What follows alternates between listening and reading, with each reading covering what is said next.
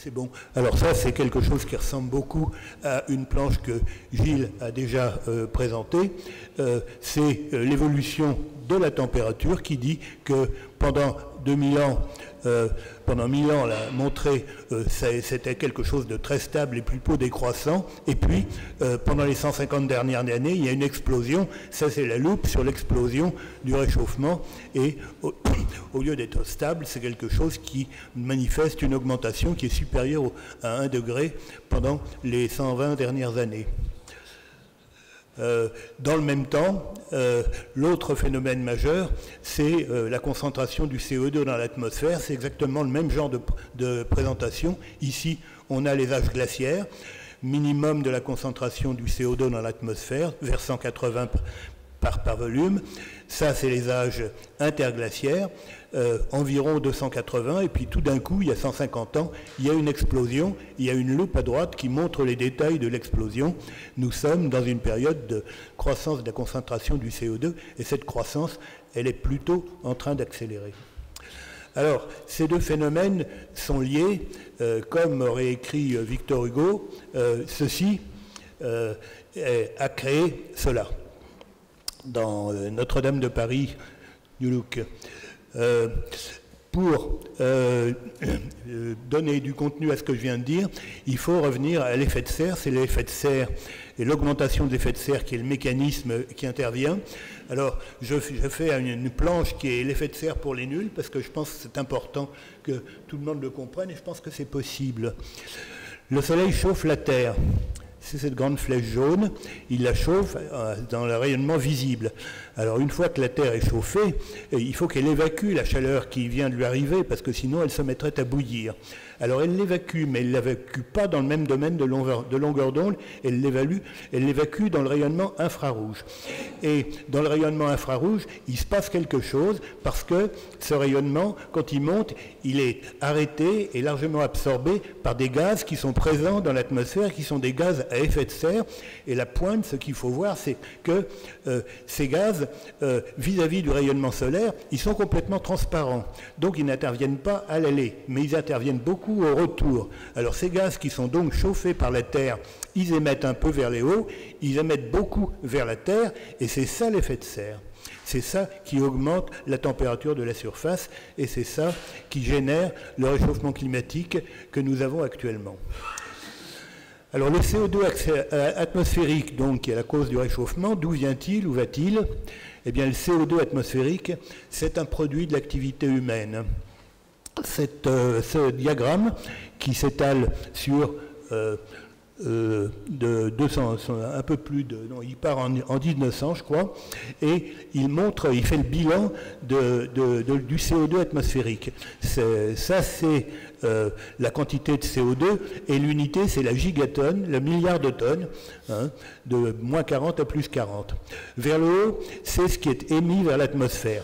Et l'énorme portion qui est en gris ici, c'est ce qui correspond à la consommation des combustibles fossiles, le charbon, gaz et pétrole. Et puis il y en a un bout qui est beaucoup plus petit mais qui n'est pas négligeable, que les anglo-saxons appellent land use change. En fait, c'est la déforestation pour donner plus d'hectares aux pratiques agricoles. Mais ça fait 10% du total. Voilà ce que reçoit l'atmosphère. Et qu'est-ce qu'elle en fait? Eh bien, il y en a une partie, 12 milliards de tonnes, qui tombe dans l'océan. Il y en a une partie, 9 milliards de tonnes, qui est absorbée par la surface continentale. Et puis, il y a le solde, et le solde, il ne retombe pas. Il reste dans l'atmosphère. Il y a 17 milliards de tonnes qui restent, et c'est ça l'augmentation du CO2 atmosphérique qui nous pose le problème. Ce bilan est presque parfaitement doublé, mais pas presque parfaitement bouclé, mais pas tout à fait, ce qui montre bien que c'est du travail sérieux et évalué par des méthodes indépendantes. Ok. Alors pourquoi parler de démographie une fois qu'on a établi que c'est l'activité humaine qui est à l'origine de l'augmentation du CO2 atmosphérique à cause de l'équation de Kaya. L'équation de Kaya est quelque chose que Gilles a mentionné tout à l'heure, tout au début, mais il ne l'a pas écrite. Alors je l'écris, c'est une équation ultra simple et c'est la seule équation que je vais vous montrer.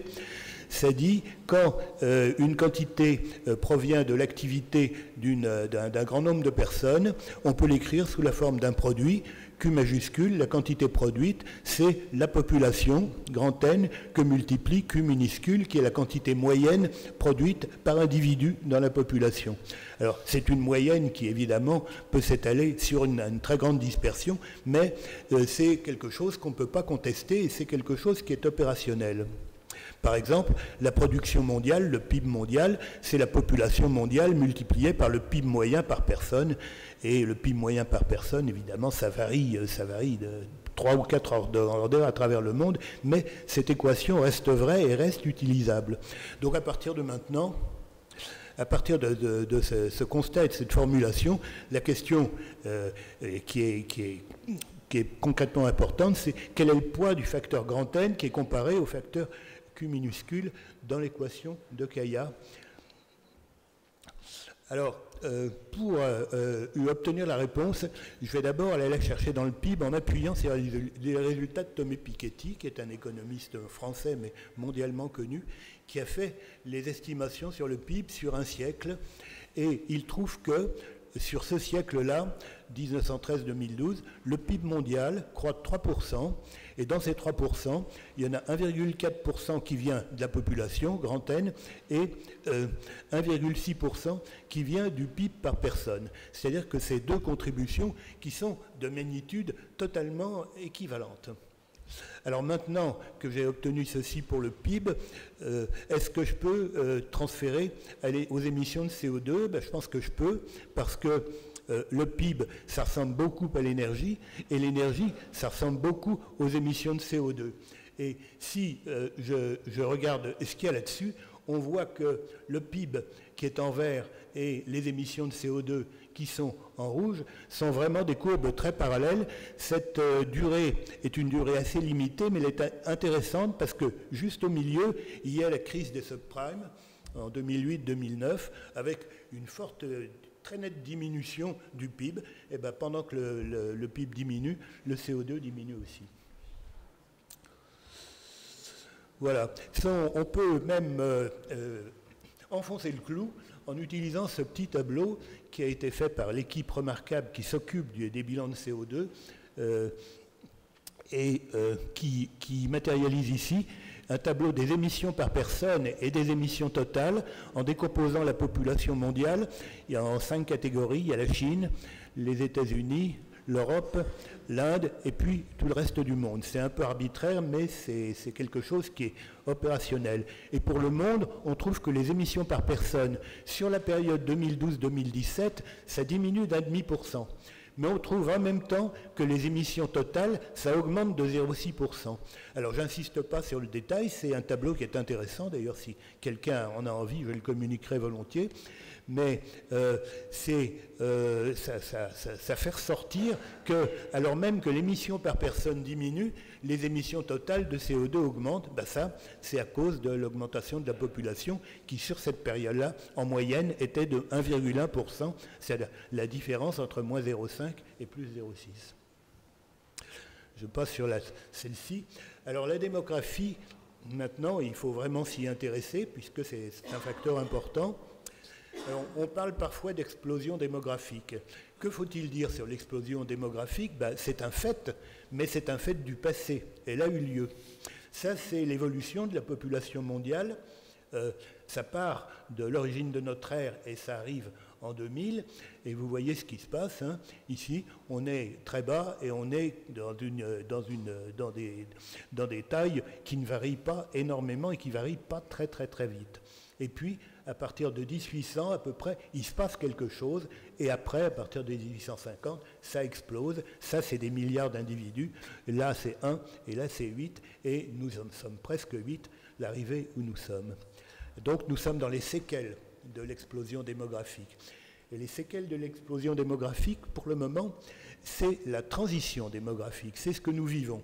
Qu'est-ce que c'est que la transition démographique? C'est quand on passe d'un état antérieur à la transition. Ici, la courbe en noir, c'est la population totale. Elle est là, elle est à peu près stable. Il y a un taux de natalité, un taux de mortalité qui sont équivalents puisque c'est stable. Et puis, à la fin, la population est également stable, mais à un niveau qui est beaucoup plus élevé. Comment s'organise la transition? C'est que le taux de mortalité commence par baisser. On ne va pas s'en plaindre tôt, il baisse à cause des progrès de la médecine et l'augmentation de l'expérience de vie par individu. Et puis le taux de natalité, il baisse aussi, mais il baisse plus tard. Il y a un délai. Et c'est pendant ce délai que la population commence à croître. Et c'est ça qui matérialise la transition. Alors, je dirais que nous en sommes à peu près. Nous en sommes à peu près là. La transition, elle est pas mal achevée, mais il y a tout de même un certain nombre de pays qui n'ont pas achevé leur transition. Mais il y en a beaucoup qui l'ont à peu près achevée. On peut le voir en comparant les pyramides des âges. Les pyramides des âges, je pense que vous savez tous ce que c'est. En bas, il y a les plus jeunes, en haut, il y a les plus âgés. Et je prends deux extrêmes. Ici, c'est le Japon. Le Japon, il a fait sa transition démographique.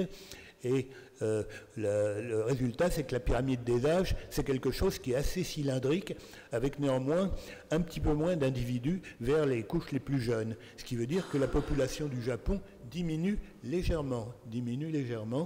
Le taux de fécondité du Japon, c'est 1,4 pour le moment. Ça n'empêche pas le Japon d'être encore aujourd'hui la troisième puissance économique du monde. À droite, c'est le Nigeria, et évidemment c'est l'opposé. Il n'a pas encore commencé sa transition, il en est à 5,9 de taux de fécondité. C'est une pyramide qui ressemble à une pyramide avec une base extrêmement large et pas beaucoup d'individus en haut, et c'est quelque chose d'assez problématique.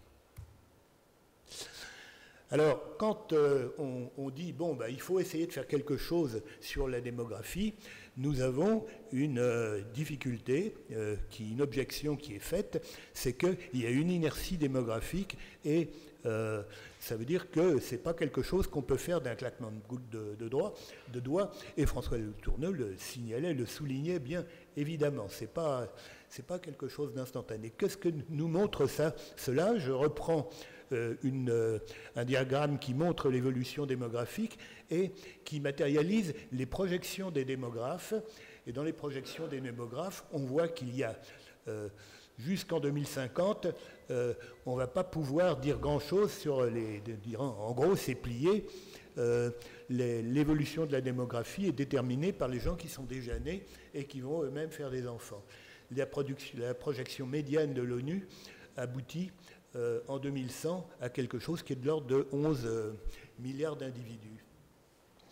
Mais à partir de 2050, on voit que l'étendue qui est couverte par l'incertitude sur les projections est une étendue qui est très large et qui est de plus en plus large. Et ça peut aboutir en 2100 à un effectif qui varie entre 7 milliards et 17 milliards. Et 7 milliards et 17 milliards, du point de vue de l'effet sur le réchauffement climatique, c'est pas du tout la même chose.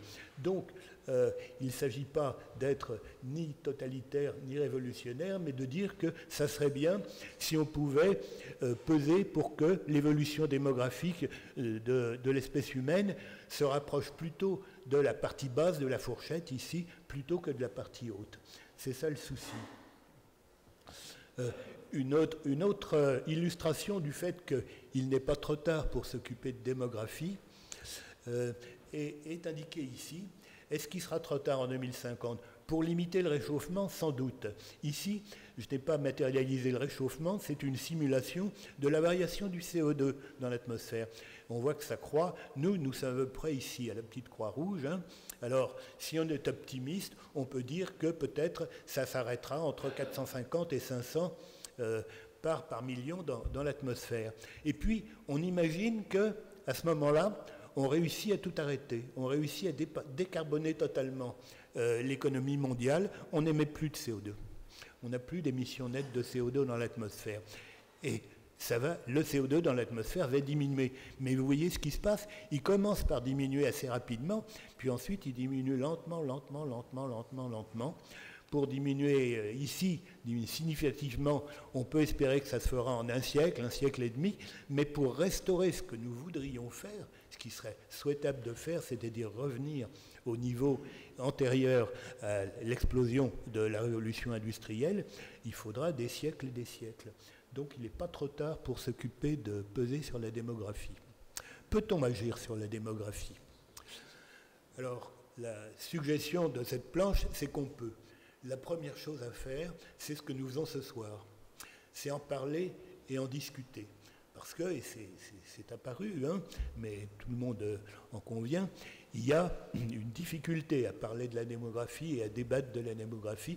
Il y a de l'autocensure, il y a des autorités politiques qui n'aiment pas parler de la démographie, ça touche à la vie personnelle, etc., etc. Ça touche peut-être à des arrière-pensées sur des enjeux de puissance. Quoi qu'il en soit, l'autocensure, elle n'est pas bonne sur ce point, et je suis obligé de dire qu'elle touche aussi les milieux scientifiques, et c'est quelque chose, c'est une situation dont il faut sortir. La seule façon d'aller de l'avant en transparence, c'est de parler, de mettre les enjeux démographiques sur la table. Alors ensuite, en ce qui concerne les pays émergents, la première chose qu'il faut faire, il n'y a aucun doute, enfin pour moi c'est une conviction totale, c'est d'aider au développement culturel essentiellement, au développement de la connaissance, au développement économique bien sûr. On ne fera rien avant. Soutenir l'éducation des filles, l'éducation des garçons aussi. Et puis encourager et aider les initiatives locales qui concernent la planification familiale. Nous avons en tête, Jean Louberteau et moi, une déclaration qui a été faite en 2017 par 17 pays de l'Europe occidentale qui se sont engagés tous conjointement à réduire le taux de fécondité dans leur pays, à agir pour réduire le taux de fécondité dans leur pays en dessous de 3 enfants par femme, ce qui n'est pas suffisant, mais ce qui est tout de même une étape et un effort qu'il faut saluer.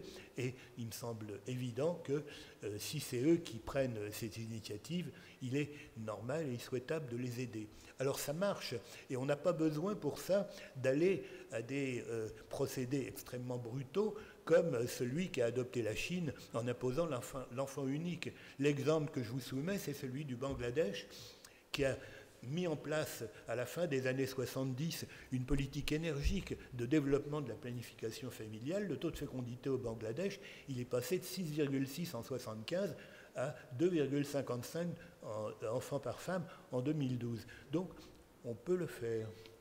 Alors ça, c'est les pays émergents. Et les pays comme le nôtre, eh bien, les pays comme le nôtre, on pourrait, par exemple, éviter de faire une politique nataliste. C'est un sujet qui est déjà venu et je ne fais que revenir dessus pour l'illustrer. En France, c'est la courbe rouge qui décrit ce qui se passe pour les allocations familiales. C'est-à-dire qu'un enfant ne touche pas un radis, 2 enfants, 130 €, 3 enfants, 160 € de plus, et ensuite 160 € de plus par enfant supplémentaire. Il y a des complications à ça, mais ça, c'est l'ossature essentielle du système. Ben ça, c'est une politique familiale, mais c'est une politique familiale nataliste. Si on voulait une politique familiale pas nataliste, ben, faudrait commencer par subventionner plus le premier enfant, d'autant plus que c'est lui qui coûte le plus cher, puis ensuite un peu moins pour le deuxième, un peu moins pour le troisième, etc. etc. Pour info, c'est exactement ce qu'on propose. Hein. Oui, je suis fidèle au programme de démographie responsable. Il n'y a plus qu'à le populariser de façon qu'il se réalise. C'est au troisième, enfin. Disons que la tendance est de moins en moins au fur et à mesure qu'il y en a un plus grand nombre. Écoutez, ouais. Je pense que l'idée que je véhicule, c'est qu'il faut que la politique familiale reste un soutien aux familles, mais qu'elle évite d'être nataliste. Ensuite, les lédailles, on peut peut-être laisser les politiciens se débrouiller s'ils admettent le principe. Alors, je passe maintenant au risque climatique. Alors, Plus près du micro. Plus près ou plus loin? entre les deux. Ouais, bon, bah, donne-moi des tapes sur l'épaule si ça va pas bien. Les risques climatiques. Il y a des choses qui sont véritablement certaines. Il y a des régions qui vont devenir de plus en plus difficilement habitables et de plus en plus difficilement. C'est peut-être un euphémisme. C'est les vagues de chaleur qui sont la manifestation la plus connue, la plus sensible, nous en avons connu. Et là, je fais des citations d'un article récent de 2017 qui indique ce qui risque de se passer lorsque en définissant un seuil qui... alors, c'est les calculs qu'ils ont faits qui définit un risque de danger mortel pour la population. Et il dit que pour le moment, il y a 30% de l'humanité qui est exposée à ce seuil en moins de 20 jours par an. Et selon qu'on réussit à effectuer ce qui est recommandé par les engagements de la COP 21 ou pas, ce pourcentage de 30% peut passer jusqu'à 48 ou jusqu'à 74%, ce qui est vraiment angoissant et ce qui amène à dire que dans certaines régions vont devenir inhabitables lorsque les vagues de chaleur sont suffisamment puissantes et suffisamment longues et suffisamment fréquente. À ce moment-là, la région cesse d'être habitable. On ne va pas aller se promener pour cultiver son champ en mettant un scaphandre comme si on était sur la surface de la Lune. Donc il y a des régions du globe où l'humanité va battre un petit peu en retraite parce que ça devient impossible. Les régions les plus vulnérables ne sont pas en Europe. Pour le moment, ne sont pas en Europe, le golfe Persique. Les plaines de Chine du Nord, ça c'est un sujet sensible, mais c'est une région qui est très vulnérable. L'Inde du Nord, éventuellement l'Australie. Et puis, dans un sens, dans un aspect différent, il y a les zones côtières. On sait très bien que, pour le moment, nous en sommes à des centimètres d'ici à la fin des dizaines de centimètres. D'ici la fin du siècle, on devra probablement compter plutôt jusqu'à 1 mètre ou 1 mètre et quelques. Il y a une épaisseur de zone côtière que l'humanité devra abandonner parce que la mer est quelque chose contre lequel on ne peut pas vraiment lutter à long terme. On le sait bien, et c'est quelque chose d'assez sensible parce que, on a vu, et Gilles l'a souligné, il y a beaucoup de monde qui vit sur les côtes. Alors ça, c'est des choses qui vont se passer. Alors est-ce qu'un effondrement est possible ? Ce que les spécialistes appellent collapse, ils ont inventé une discipline qu'ils appellent la collapsologie. C'est quelque chose qui est en rapport avec une autre présentation qui a été faite par Gilles Ramstein tout à l'heure, celle des ruptures climatiques. C'est des mécanismes et événements qui ne sont pas linéaires, je ne vais pas insister là-dessus, mais susceptibles d'augmenter massivement les émissions de gaz à effet de serre et de produire un emballement du réchauffement. Alors il y a plusieurs exemples qui ont été listés dans une planche qui a été présentée par Gilles. Je veux simplement noter que pour le moment, il y a un souci parmi ces mécanismes de rupture. Il y en a un qui semble actuellement donner des signaux comme quoi il commencerait à démarrer. C'est le début de la fonte du pergélisol, le sol gelé, qui occupe une portion importante du nord du Canada et de la Sibérie. Il n'y a pas que les risques climatiques et les autres risques environnementaux. Est-ce que nous allons vers la surpopulation ?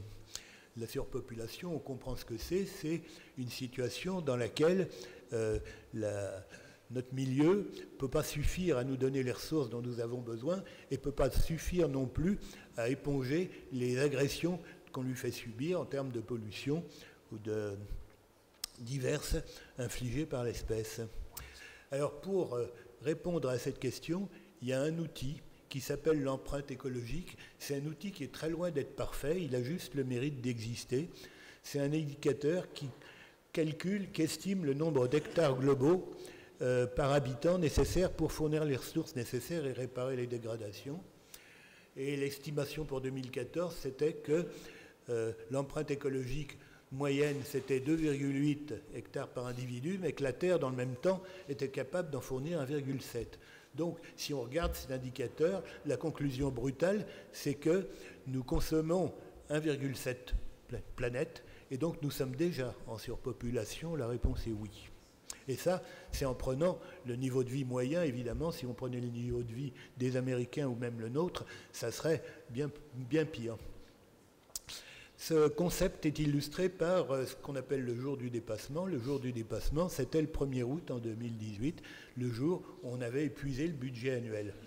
Alors je ne vais pas insister là-dessus, tout le monde voit bien que si on fait des règles de 3, on arrive à des niveaux de population souhaitables pour ne consommer qu'une planète par an, qui serait quelque chose de très inférieur à notre effectif actuel. Est-ce que l'empreinte écologique est un indicateur sérieux? Est-ce qu'il est fiable? Alors, d'une part, les chiffres sont pessimistes, parce que dans l'empreinte écologique, on comptabilise les ressources de l'agriculture, de l'élevage, du bois, de la pêche, et puis l'artificialisation des sols, hein, le béton, le logement, les aéroports, etc. Et puis, il y a une part énorme, hein, la moitié, qui est intitulée déchets, et c'est là qu'on comptabilise la reforestation qui serait utile, qui serait nécessaire pour recapter tout le CO2 qu'on a émis. Alors ça, on a le droit de faire ça, mais enfin, c'est pas raisonnable. Tout le monde voit bien qu'il va falloir faire un effort pour décarboner l'économie et que cette grande zone grise ici, elle va décroître considérablement. Donc ça, c'est une bonne nouvelle. Par contre, les chiffres de l'empreinte écologique ne prennent pas du tout en compte l'accumulation des déchets non recyclables, l'empoisonnement des milieux naturels, la dégradation des sols, et puis l'appauvrissement et l'extinction des espèces. Je ne reviens pas sur la biodiversité parce que ça a été un sujet largement traité par François Le Tourneau. Alors, j'arrive au bout, hein. Je voulais mentionner que les chercheurs s'organisent. Il y a l'IPBES, donc cette organisation intergouvernementale qui s'occupe de l'état de la biodiversité et de ce qu'ils appellent en anglais les services écosystémiques. Ça, c'est tout ce qui nous est fourni par la nature, c'est-à-dire les ressources alimentaires, les ressources minérales, la qualité de l'air, la qualité de l'eau, la quantité de l'eau aussi, qui est un gros souci. Et l'IPBES vient de fournir un rapport annuel. Ils étaient réunis en congrès mondial au début du mois de mai. Et l'autre organisme international, c'est ce qu'on appelle en français le GIEC, c'est le panel international sur le changement climatique. Alors c'est des gens, il y a 3000 personnes au minimum qui travaillent dessus, c'est un boulot considérable. Ils font des rapports d'ensemble à intervalles réguliers, ou plutôt irréguliers. Le prochain est prévu pour 2022. Les groupes de travail du GIEC s'occupent de la science du climat, s'occupent de la mitigation ou atténuation, comment atténuer le réchauffement, et à l'adaptation qui prend de plus en plus de place d'ailleurs, de plus en plus d'importance dans la préoccupation des gens, parce qu'on finit par se rendre compte que le réchauffement est avec nous et qu'il va tout de même falloir savoir un peu s'adapter. Et à côté de ces deux énormes machines onusiennes, mais c'est pas péjoratif dans ma bouche, c'est des organismes très efficaces. Enfin, celle-là est extraordinairement efficace et celle-là a l'air d'avoir envie d'être très efficace aussi. À côté de ça, il y a des structures non gouvernementales qui mobilisent les chercheurs. Conclusion, je reviens à l'équation de Kaya pour dire que c'est complètement déraisonnable d'imaginer qu'on pourrait annuler la production du CO2, les émissions de CO2, en jouant seulement sur la population. Bien entendu, il faut jouer sur nos comportements et nos modes de vie. Ils doivent évoluer.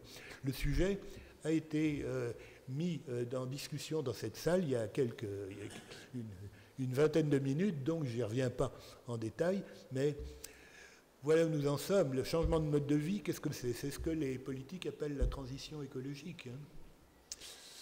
Alors, y aura-t-il des impacts sur la qualité de la vie? J'ai envie de dire, c'est évident qu'il y aura des contraintes. C'est évident qu'il y aura des contraintes qui vont bouger. On parle de la viande, il faudra manger moins de viande quelque part. On parle de l'avion, il faudra prendre moins l'avion, c'est clair.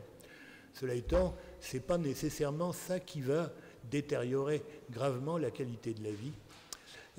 Il y a aussi le fait que nous n'avons pas à être hostiles au progrès technique, et si on l'utilise intelligemment, c'est quelque chose qui contribue à découpler le PIB, c'est-à-dire cette fois-ci le niveau de vie, et l'émission des gaz à effet de serre. Il y a une autre chose que j'avais envie de vous dire, c'est que cette transition écologique, elle est angoissante et on peut le comprendre parce que on ne connaît pas la fin. La transition, c'est quand on part d'un état initial et quand on va à un état final. Mais les gens qui parlent de transition, ils ont beaucoup de mal à définir l'état final. Et ça introduit des incertitudes, des angoisses. On sait qu'il y a eu des modifications importantes dans les emplois, dans l'organisation sociale. Donc, plus on avancera dans la connaissance, dans des précisions sur ce qu'il y aura à la fin de la transition qui est souhaitée, mieux on sera à même de regarder ce que nous devons faire avec sérénité. Mais quoi qu'il en soit, changer les modes de vie, ce n'est pas plus facile que de peser un peu sur la démographie. Parce que, d'une part, la responsabilité appartient à tous, mais d'autre part, l'action de la puissance publique est indispensable, et il faut que la puissance publique prenne des mesures qui recueillent l'adhésion des citoyens et qui soient organisées de façon intelligente, et ce n'est pas toujours ce qui arrive. On vient de le voir en France dans les 6 derniers mois. Pour conclure, la pression exercée par la population humaine dégrade tous les comportements de notre écosystème et est dangereuse pour l'avenir de notre espèce. Je crois qu'il faut le reconnaître. Comment faire face à ce danger? Modifier les comportements, c'est une certitude, et agir pour que la population mondiale s'inscrive sur une pente de décroissance. C'est dans ce sens que milite l'association Démographie Responsable, et je la remercie pour ça, et je vous remercie de votre attention.